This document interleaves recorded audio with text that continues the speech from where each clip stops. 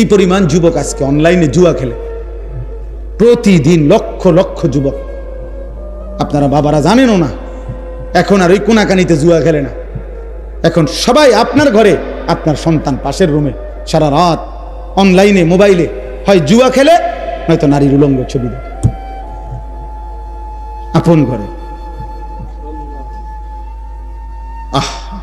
চেহারা সুরত দেখলেই তো বোঝা যায়, চুল চেহারা কালো মলিন, সাফা সুফা ভিতরে ঢুকে গেছে, অল্প বয়স্ক। দেখায় বুঝাই যায়, দিনের পর দিন এক ওয়াক্ত নামাজ নাই, একটা সেজদা নাই কপালে, অভিশপ্ত ওই চেহারা দেখলেই তো বোঝা যায়,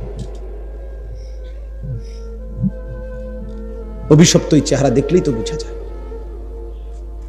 বেনামাজির চেহারা দেখলেই চেনা যায়।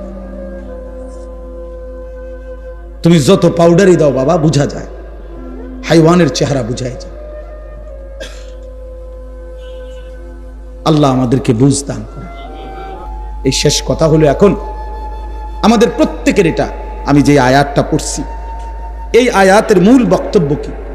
আল্লাহ তাআলা বলছেন, নারী কিংবা পুরুষ, পুরুষ কিংবা নারী, জওয়ান কিংবা বৃদ্ধ, কারো দ্বারাই যেন সমাজের মধ্যে, মুসলিম জনবসতিতে অশ্লীলতা, বেহায়াপনা, অসভ্যতা, নোংরামি যেন না ছড়ায়।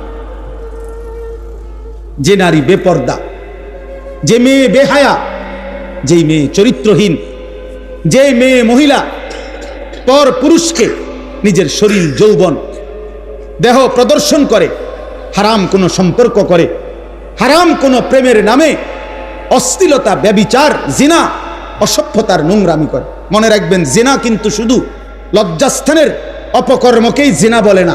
জিনা হাতে ছুঁয়েলে কোনো ভিন নারী, সেটাকেও হাতের জিনা বলে।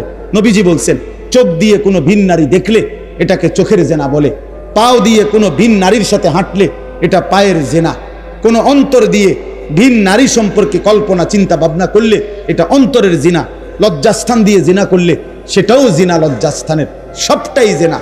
আল্লাহ তাআলা এই আয়াতের মধ্যে বলছে, যার দ্বারা জিনাকেই বলে অশ্লীলতা, অশ্লীলতাকেই বলে জিনা, ব্যভিচার। অর্থাৎ নারীকে কেন্দ্র করে যে গুনাহ, নাচ গান, বাদ্য, বেপরদিগি, বেহায়াপনা, হারাম প্রেম ভালোবাসার নামে হারাম সম্পর্ক, এই যেই কোনো রকমের গুনাহ কোনো নারীর দ্বারা, নারীকে মাধ্যম করে হয়, এটাকে বলে আরবিতে ফাহিশা, অশ্লীলতা, ফাহশা অশ্লীলতা, ফাওয়াহিশ অশ্লীলতা। এটা কোরআনে আল্লাহ বারবার নিষেধ করছে, বারবার, ওয়ালা তাকরাবুজ জিনা ইন্নাহু কানা ফাহিশা। আল্লাহ বলছে জিনার কাছে যেও না, এটা ফাহিশা। ওয়ালা তাকরাবুল ফাওয়াহিশা মা যাহারা মিনহা ওয়া মা বাতান।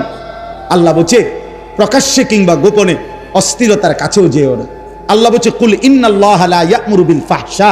নবী বলে দেন, আল্লাহ কোনো অশ্লীলতার আদেশ করে নাই, তোমরা করবা না। এভাবে বারবার আছে, বারবার বারবার বারবার। আল্লাহ বলছে ওয়ালা ইয়াজনুন, জিনা করবা না। ওয়া ইয়াফআল যালিকা ইয়ালকা আসামা, যে জিনা ব্যভিচার করবে আমি নিশ্চিত আল্লাহ ওয়াদা দিছি তোমাকে শাস্তির মুখোমুখি হইতে হবে। কেমন শাস্তি?